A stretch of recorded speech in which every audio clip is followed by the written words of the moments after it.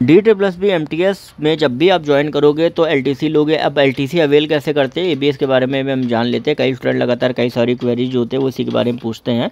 तो ध्यान में रखने वाली ये बात है कि LTC अवेल करने के लिए आपको कौन सी छुट्टी लगती है। ऐसा तो नहीं कि बस LTC कह दिया हो गया, कौन सी छुट्टी लगती है आपको पता करनी होती है। ठीक है, देखो सबसे पहले LTC जो होती है वो CL पे भी हो सकती है, आपकी EL पे भी हो सकती है। यही दोनों छुट्टियों पर ही आपकी जो LTC है वो आप अवेल कर सकते हो। पहली बात तो आप ये समझो। ठीक है, अब होता क्या है कि क्या करना होता है कि जब भी आपको LTC लेनी होती है तो अगर आप CL डाल लेते तो CL के लिए सिर्फ एप्लीकेशन लिखनी होती है, तो नीचे आपको लिखना होता है कि मैं LTC अवेल करना चाहता, मैं LTC अवेल करना, I want to avail LTC for the block period of 2024 March. ठीक है, वो आपको लिखना होता है। EL में होता है तो EL में एक आपका फॉर्मेट रहता है, तो उसमें आप लिख सकते हो कि भाई मैं इस ईयर का LTC अवेल करना चाहता हूँ। तो बस आपको अपनी छुट्टी में मेंशन करना है, मेंशन करके आप निकल जाओ।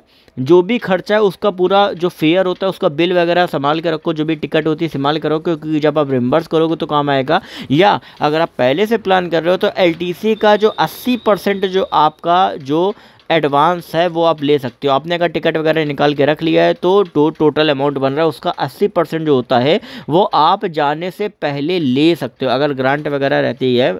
ठीक है, तो आप 80% एडवांस ले सकते हो, नहीं तो आप वापस लौट के आओ तो 100% भी आप चाहो तो उसको क्लेम कर सकते हो। ये ध्यान में आ गई बात।